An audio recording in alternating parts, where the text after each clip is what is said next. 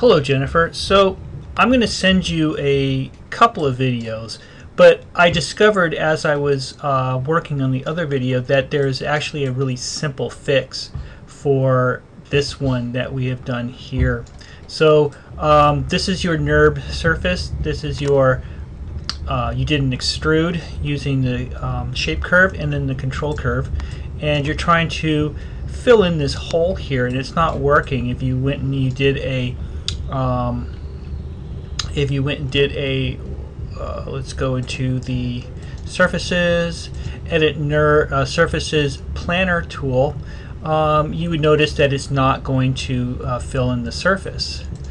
And so what I'm going to do here is I'm just going to I just found a really easy way to do that, and the way to do that is to select the curve and go into component CV vertex, and you're going to notice that nothing's happening here, and that's because we're in high quality mode. I don't know if this is going to show up on your computer, but it's showing up on my computer, so I'm going to have to go into another view that's not high quality. I'm going to go into here, and I'm just going to open up a perspective window there, and it's the same thing, it's just a different viewport quality, and now I can see the CVs. Now what's going on, the problem that we have here is that one of the problems is that the curve is not closed. So the first thing I'm going to do is I'm going to close this curve, and in CV mode, and again you go right click, control vertex on the curve, and I'm going to reposition some of those control vertice points, and I'm going to move this one out of the way. It looks like there's one there, but there's actually two together, and they might be overlapping.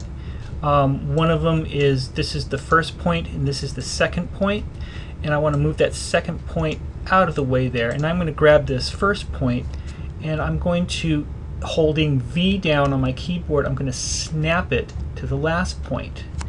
I'm going to just show you that again. Let's go in a little closer. So with the first point, I'm going to go and I'm going to hold down the V key and just snap that to the first point.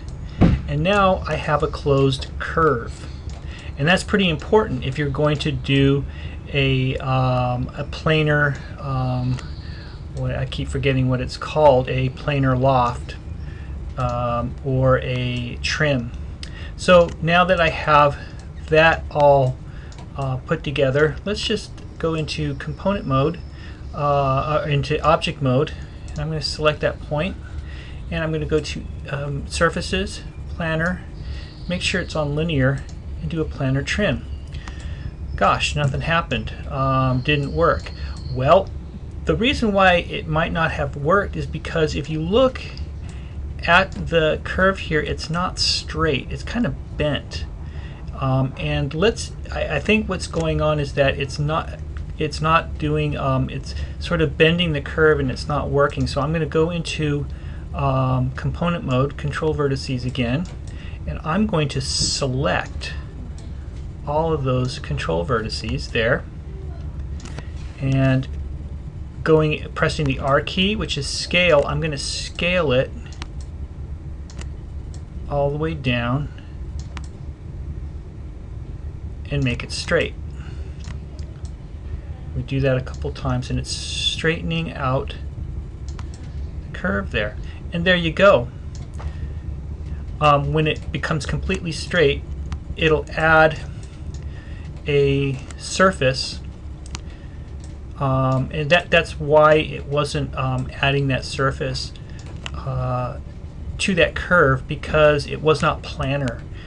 It was not a completely straight curve, and by completely straightening the curve, again, you do that by selecting the curve, and you can just scale it in that direction there, and it straightens out all those points and those curves, and there you have it.